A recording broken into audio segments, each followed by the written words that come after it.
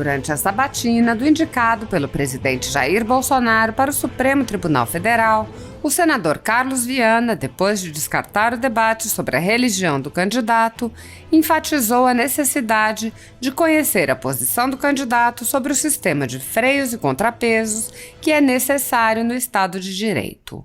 O senador disse: "Quero colocar um ponto para que Vossa Excelência possa responder e comentar de um assunto que eu entendo fundamental hoje na questão dos freios e contrapesos que Vossa Excelência citou na relação do Parlamento com a Suprema Corte. Eu tenho criticado em vários momentos decisões do Supremo de alguns ministros que, a meu ver, são ativistas judiciais que extrapolam o posicionamento deles, que desrespeitam esta casa, em que muitas vezes nós não nos fazemos respeitar como parlamento. Mas, quando a gente observa a questão dentro do viés republicano, percebe-se que nós não temos hoje um instrumento jurídico que diga ao Supremo que ele não pode avançar nas questões que ainda não estão claramente definidas pelo parlamento." O senador Carlos Viana defendeu que, quando provocado a decidir sobre temas que são de competência do Legislativo, o Supremo tenha que reenviar o assunto ao Congresso, onde estão os representantes da população eleitos pelo voto popular. Viana disse: "Se querem legislar, que se candidatem, que façam como nós, que enfrentem a população, que digam para que vieram. Colocar limites, freios e contrapesos." Há quase 10 anos, a Folha Política atua noticiando fatos, discursos, argumentos e denúncias que são obliteradas pela velha imprensa.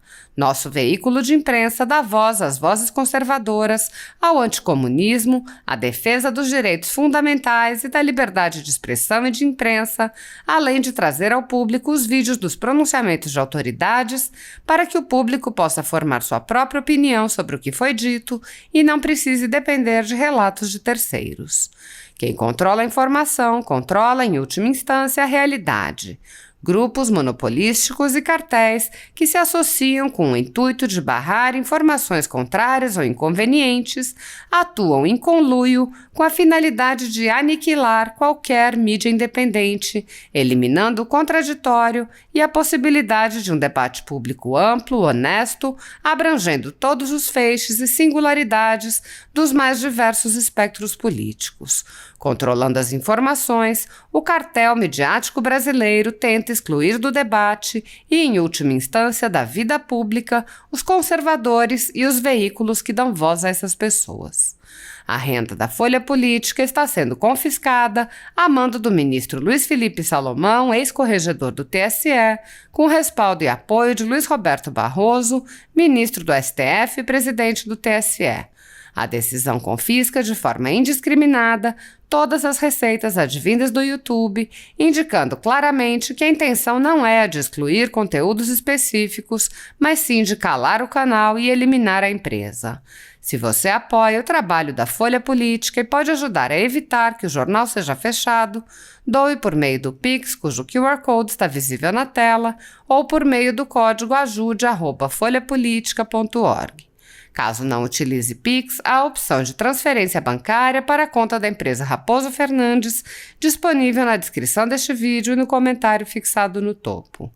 Há quase 10 anos, a Folha Política vem mostrando a realidade da política brasileira e quebrando barreiras do monopólio da informação. Com a sua ajuda, poderá se manter firme e continuar a exercer o seu trabalho. Pix ajude@folhapolitica.org. Assista. Senhores senadores, senhoras senadoras, aqueles que nos acompanham pela TV Senado, pela Rádio Senado, primeiramente, quero dizer da minha alegria e da minha satisfação em estar participando da comissão hoje, doutor André Mendonça, observando a maturidade dos debates que temos nessa casa. Durante esses 4 meses, o tema principal dessa indicação foi relegado a uma disputa política e ideológica num foco totalmente obtuso e que não interessa à população brasileira. A questão da religiosidade, da escolha ou da fé de uma pessoa. Esse debate que ganhou corpo, em boa parte, inclusive, da imprensa, é um debate injusto, inconstitucional e que não nos leva a absolutamente nada, inútil. Porque o que nós temos que levar à população brasileira é quais serão os posicionamentos e se o indicado tem ou não capacidade para exercer o cargo dentro da nossa Suprema Corte.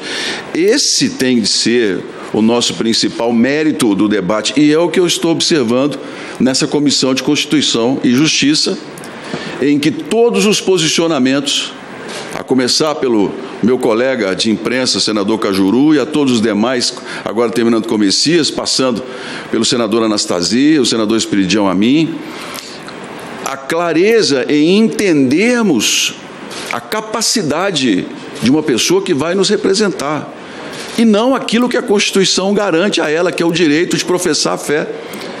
Se entrarmos nessa seara, senhor presidente Davi Alcolumbre, de um evangélico no Supremo, nós vamos ver que na história já tivemos outros ministros evangélicos no Supremo. Antônio Martins Vilas Boas foi nomeado ministro em 1957, mineiro. Hoje o prédio, inclusive, da Faculdade de Direito da Universidade Federal de Minas Gerais tem o nome dele, foi um grande jurista, aposentado pelo governo militar em 1966. É um esquecimento da história em que se só observa o lado que se quer, o recorte que se faz. E a gente percebe, presidente Davi Alcolumbre, muitas vezes, o debate sobre a liberdade religiosa no Brasil, que sempre se voltou contra o fenômeno dos evangélicos no Brasil. Mas a intolerância religiosa, ela existe em todos os setores, em todas as áreas da sociedade. E às vezes eu observo, vem se falando da indicação de André Mendonça, aí no segundo parágrafo, André Mendonça, que é pastor presbiteriano. O que interessa isso? Eu já repito o que falei aqui. Quando foi que um ministro, um candidato sentou-se aqui, alguém perguntou qual era a fé que ele professava? Isso não interessa a nós, isso está no foro íntimo, individual. A população espera que nós façamos exatamente o que nós estamos oferecendo a todos aqui: maturidade política. E se há algo que o Brasil precisa hoje, é dessa capacidade da política em dar respostas. Porque é pela política que nós vamos conseguir pacificar o país, é pela política, pelo debate claro, democrático, que nós vamos colocar o Brasil novamente no caminho. Daqui a minha satisfação em participar desse momento histórico. E, ministro André, quero colocar um ponto para que Vossa Excelência possa responder e comentar de um assunto que eu entendo fundamental hoje, na questão dos freios e contrapesos que Vossa Excelência citou na relação do Parlamento com a Suprema Corte. Eu tenho criticado em vários momentos decisões do Supremo, de alguns ministros, que, a meu ver, são ativistas judiciais, que extrapolam o posicionamento deles, que desrespeitam essa casa e que muitas vezes nós não nos fazemos respeitar como parlamento.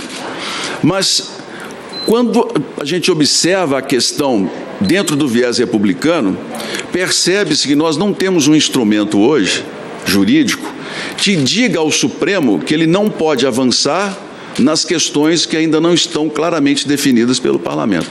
Vou citar um exemplo aqui, claro, a questão da Lei Candir, a questão da tributação sobre exportações, que o Parlamento se debateu, o lobby das empresas não deixou avançar e foi parar no Supremo. O senador Antônio Anastasia, inclusive, foi relator do projeto. O ministro Gilmar Mendes deu uma resposta espetacular, de que não caberia ao Supremo definir quanto se deve cobrar numa exportação. Era papel do Parlamento. Mas foi uma decisão de foro do ministro Gilmar Mendes, porque se fosse um outro ministro, daria lá uma sentença e imporia ao Parlamento uma decisão monocrática vaidosa, como aconteceu recentemente, e nós não teríamos um avanço.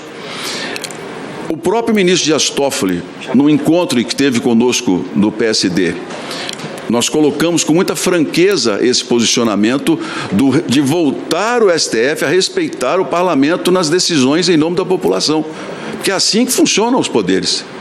E o ministro nos colocou que seria necessário esse instrumento porque hoje a Constituição não diz claramente, mas toda vez que provocado o Judiciário, ele tem que dar uma resposta e abre para as decisões, como eu disse, monocráticas.